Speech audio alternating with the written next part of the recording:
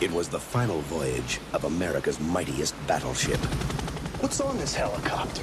This little sweetheart, Miss July 89. God, I love this business. I love you. The party was wild. Love you to death. They really knocked them dead. Imagine this arsenal of tactical nuclear weapons falling into the wrong hands. The Pentagon never did. 4 minutes ahead of schedule. Damn, I'm good. Now, a team of terrorists have taken over. Wake up the president. But there's just one thing they didn't count on. The cook.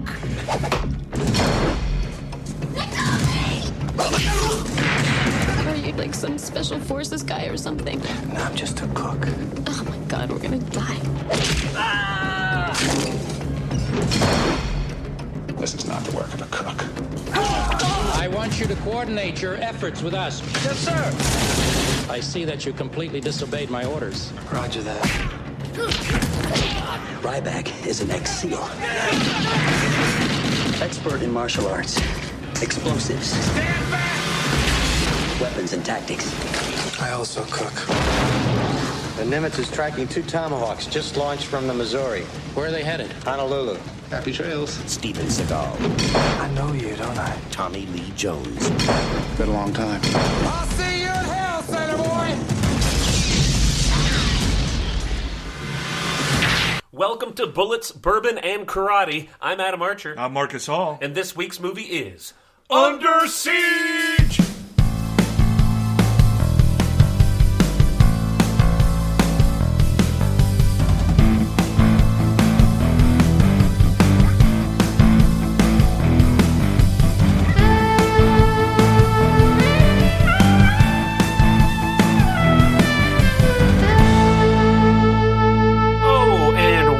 Everyone to Bullets, Bourbon, and Karate. I'm Adam Archer. I'm Marc Hall. And welcome to the inaugural episode. We did it. We did it. We finally got here. I hope I said that correctly.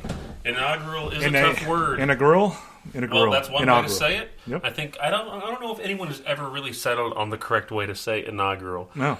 But we did tonight, and that's important. So, welcome. We're so happy you're here. Let's go ahead and get rid of some basic stuff. Social media stuff. How about that first? You can find us on Facebook at Bullets, Bourbon, and Karate. How about Twitter and Instagram at BB Karate Podcast? And our Gmail, Marcus, is BB Karate Podcast at gmail.com. If you ever want to interact with us or even send us an email with suggestions or, I don't know, hate mail? Hate mail's good, too. I love hate mail. I love any mail. Hate mail's great, too. Yeah, you know what? It'll really feed us and make us work harder to bring you all a great podcast. Thank you all so much for being here. As we said earlier, tonight's movie is Under Siege. And I really wanted to scream at that time.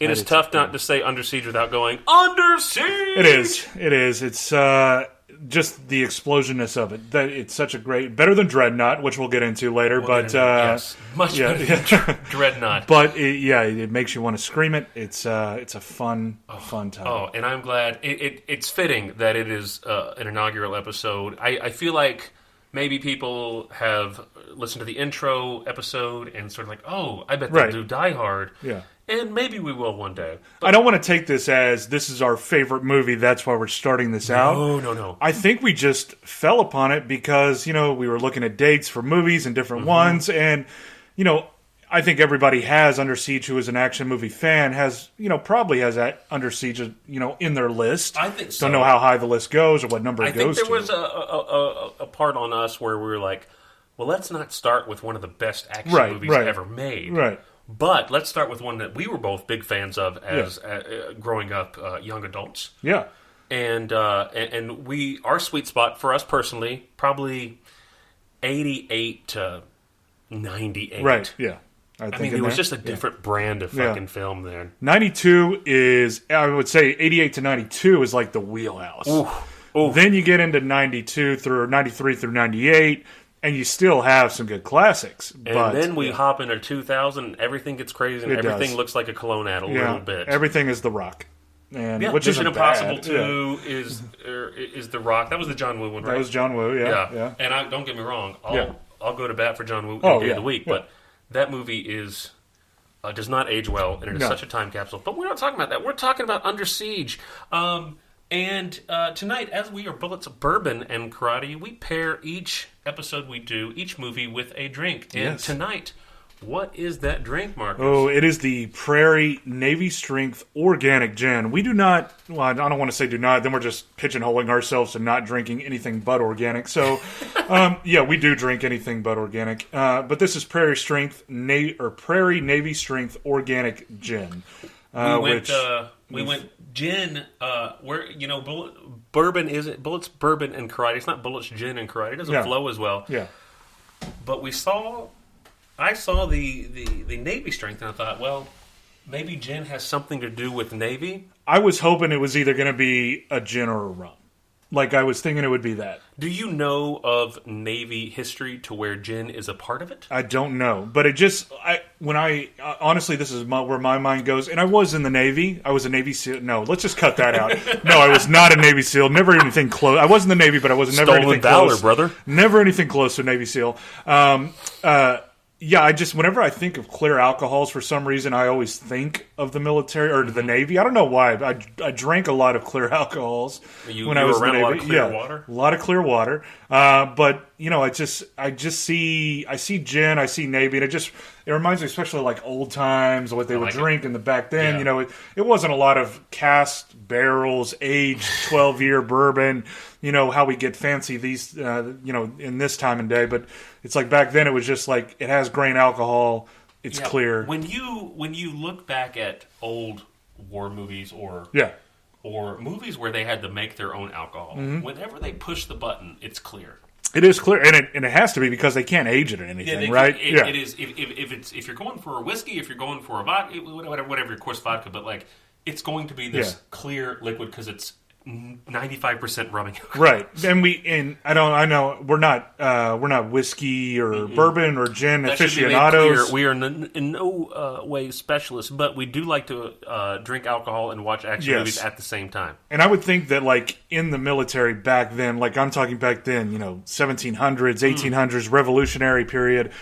I would think, in the process of making whiskey and any alcohol, you have your heads and your tails, right? You know the heads and the tails, right? Whenever you're distilling.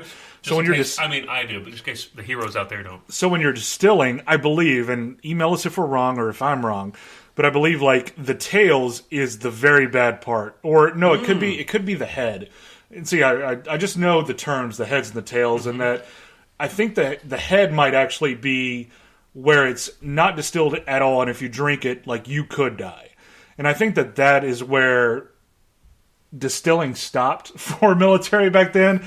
They just said, fuck everything else, let's keep what we got at the top. Because does the tail come from time? Right. Time comes from more distillation, I believe, and distilling, and then that's where it's good for human consumption to actually drink. But the head that comes off the top after the first run through the cask or whatever you're running through, then that's like the most potent. And, there's a little tour that we did here around Chicago with Koval, which is great. But that's where I learned the heads and the tails from. And, like, you get a sniff of the heads, and it's very, very potent. And I think that's where... Did you get to sample it? No, you can't drink it. You can't drink it because it could kill you, I can only think of The Matrix. Right. When Tank or Dozer let Neo try the... Yeah. They used to use it to degrease. That's what I think of. People are so passionate about alcohol in general. I imagine if anyone listening to this and they're listening to you, we're gonna get cut up. Oh my god! Yeah, it's just gonna be a bloodbath. Like, who the fuck is this guy? Heads and tails? No, they don't call it that anymore. Again, we do not know anything about alcohol. We just like to drink it. We do, and especially we like to drink it with action movies. So our drink tonight is Navy Strength Prairie Gin. Now, clear liquor and the fact that it says Navy Strength was our choice tonight. And I could see Casey Ryback sort of sitting back. He and his buddies, he buys the whole kit. He brings in the gin and he gives it to the whole crew. Right. I could see the picture that we get on Under Siege, initially in the galley when we first get our first view of Casey Ryback in there dancing with a cue ball and everything too, is very laid back.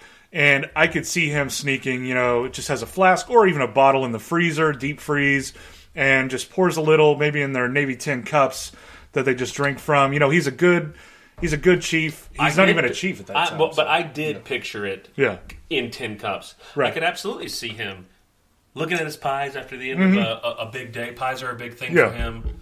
And he, he just takes pride in that, and he sips on that Navy strength Prairie Gin. Right. They do not sponsor us, but we would take any sponsor. And if you want to sponsor us, feel free to contact us through Facebook, which is Bullets, Bourbon, and Karate, or on Twitter, which is BB Karate Podcast, or at Gmail, which is bbkaratekpodcast@gmail.com. Let's sell out right at the top of the podcast. Yeah, I love that. Honestly, if an alcohol brand were to say, you know what, we like you guys, I would love it. I would, at this point, if it was something I could actually swallow, right, and they wanted to be like, well, we want you to be Bullets, Prairie Gin, and Karate, I'd love it. Yeah, why not? Why not? I'm not even going to wait for any other offers. I'm just going to go for the Prairie. Yes. The email would be sent. You know when a girl you like texts you, and you don't know whether to wait a little bit longer, right? No, I would have it like an auto reply. Yeah, I would search for keywords for an auto reply. Yeah. Anyway, so let's talk about this movie, Under Siege, released October 9th, 1992. As you may find as you continue to listen to this podcast, we love movies worse than this, better than this. Yeah.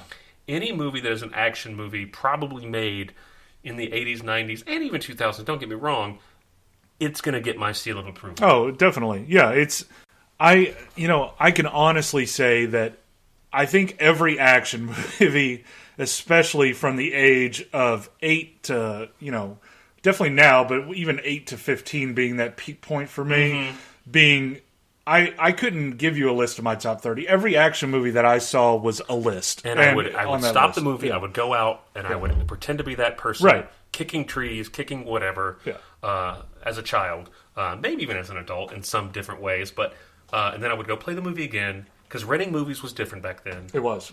You didn't just, I'll watch it later.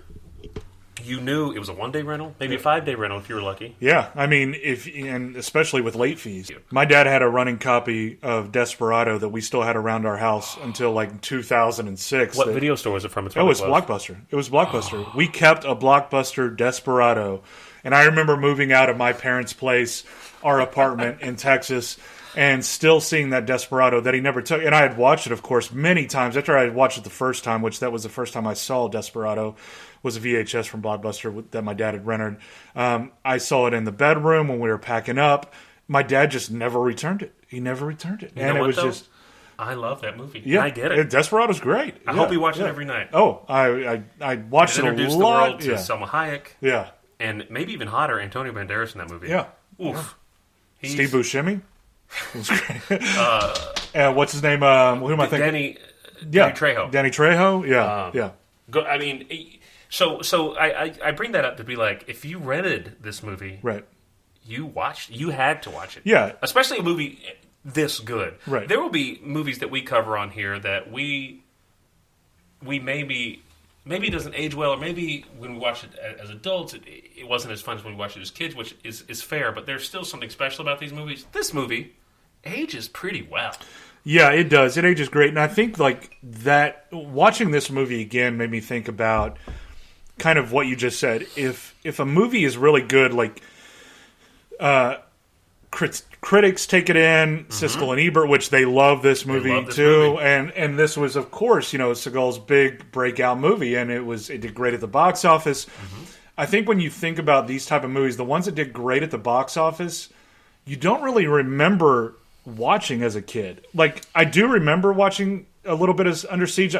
But I can honestly say that the more B movies, C movies, I remember more clearly watching as a kid than I do the higher critiqued movies. Yes, I think the critic darling movies of other than like when we speak of action movies and we think of critically loved movies, critically loved action movies, you don't get a lot. No.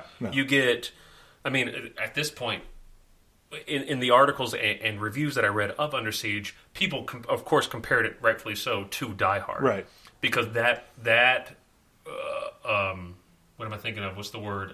That pattern, that That was the format. That was the format. Yeah, that set the stage. Let's get an unassuming person. Let's not get a bulky son of a bitch. No, like Arnold.